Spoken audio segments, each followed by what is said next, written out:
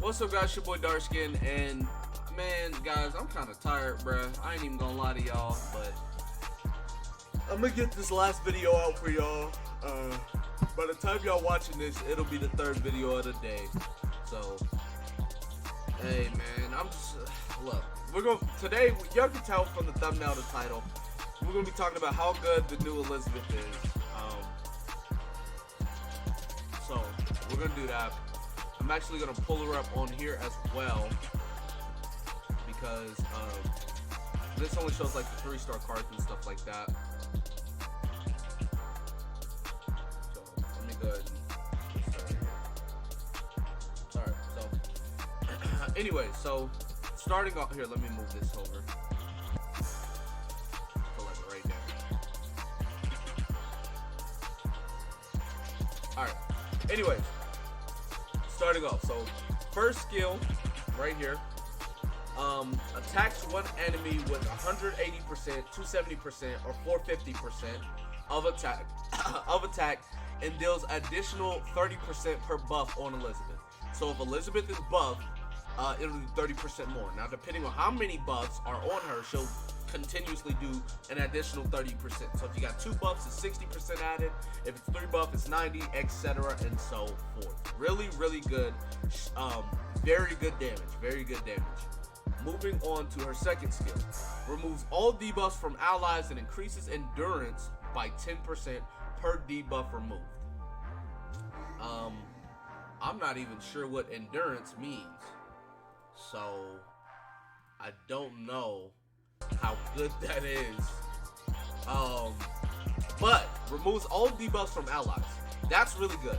So she can remove pretty much anybody that's debuffed. So you know, technically petrifies debuff, freeze is a debuff, I think. Attack seal, defensive stance seal, all of that are debuffs. So she can remove those pretty good. Which the what is it? No, okay, so the endurance rate does not go up. Depending on what card level, it's all the same.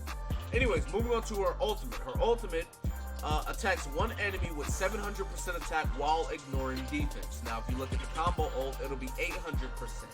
That is a lot of damage, and it like 700% is a very high like percent, and it ignores defense. You can go look at pretty much anybody else's. Let's go look at Jericho's. Let's see what hers is. Her ult percent is 5. I'm pretty sure she has the highest ult percent in the game. Let's look at Demon Meliodas, 385. Let's look at Slater, see what he's working with. 540. So yeah, she's above everybody else by 200%, really. Look, 490. Like, dog, what? 700% is a big number. Not to mention, right? She ignores defense. Like, that's so wild of me. She looks so big. Anyways, her passive, right here. Allied HP increases by 10% for each debuff effect on the character. So if you get debuffed, you're gonna get an extra 10%, right? Which, okay, nothing crazy. You know, so as far as she goes, right? As far as she goes, she's a damage dealer, right? Obviously, you can tell by how much damage she's dishing out. 450% on her attack card is amazing. 700% attack. I mean, percent on her ultimate. Oh boy, she is a damage dealer through and through. Which is pretty good. Nothing wrong with being a damage dealer. My only thing about that is we have a lot of damage dealers, right? Demon Meliodas, Slater, Hell, Green King, Green Bond, Green Meliodas. I said green 3 times. Who else? Green Jericho, that's 4. Blue Deanne's a damage dealer, but a lot of people don't use her. Some of these other units as well that I haven't worked on. Red Helbram is, Hauser. We just have a lot of different damage dealers. Not saying there's anything wrong with that, but it's like, I don't know, man. I just feel like if you got Slater, there's no point in going for her. Hell, even if you don't have Slater, if you have Blue Bond, he's still really good too. Like, I feel like she's not as much need. Look, trash. 15 people. I feel like she's not that much needed, in my opinion. But she does do good damage, and I mean, it's just it depends on what you want. Depends on if you want her, how you want to build her, everything like that. Like I said, she's thick, bro. Oh my, them booty shorts, bro. I can't get past. I can't even look at her, bro. Now I do want to talk about some teams you can like, some teams and units that you can use with her, or like use around her to make her a little bit better. If I get this over, thank you. Let me go ahead and close this, right? So anyways, Merlin would be a really good unit because, and the reason why I say that is because Merlin's level 3 freeze card gives additional damage, and she's going to be doing a lot of damage. So let's say you put Merlin's freeze card level 3 with her ult, right? With this girl's ult, she's gonna do some dumb damage with that, right? Not to mention, excuse me. Not to mention, overall Merlin's just a really good unit with a lot of different people. She increases the penetration rate. Wait, is that only for herself? All right, well that doesn't matter. But anyways, that is one good mechanic, her freeze mechanic. Moving on to this Merlin. This Merlin's gonna be really good simply because she's going to be keeping her units alive with her shield.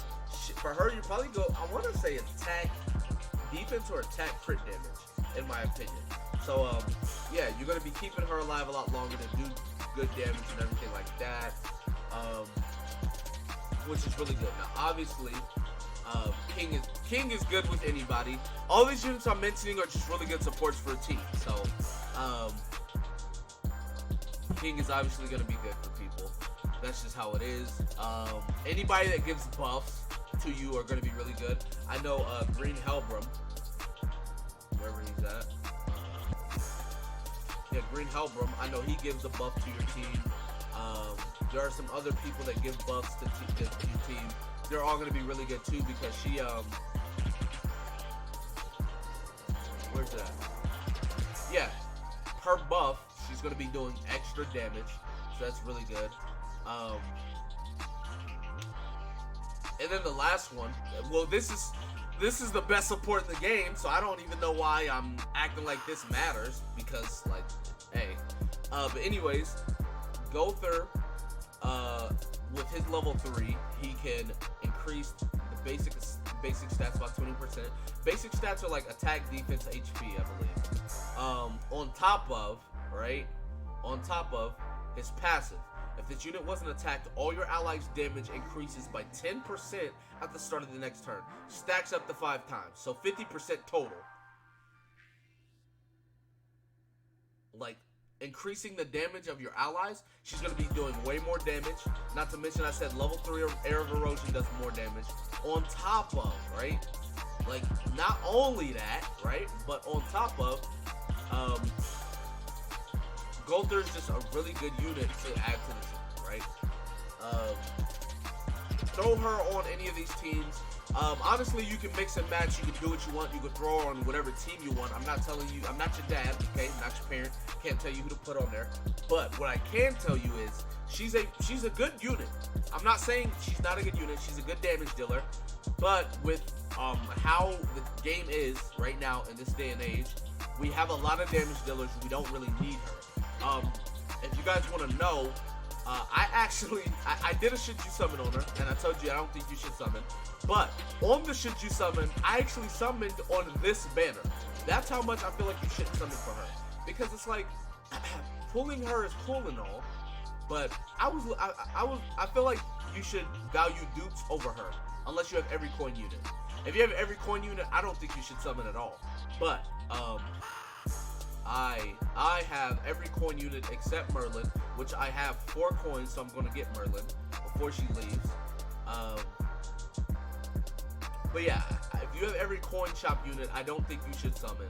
And then if you don't have every coin shop unit, you shouldn't be summoning on a... If you summon on this banner, it's going to make your chances of getting a dupe less likely because she's a new unit. So you should just summon on the regular banner to begin with. But that's how I feel about her. That's my opinion about her.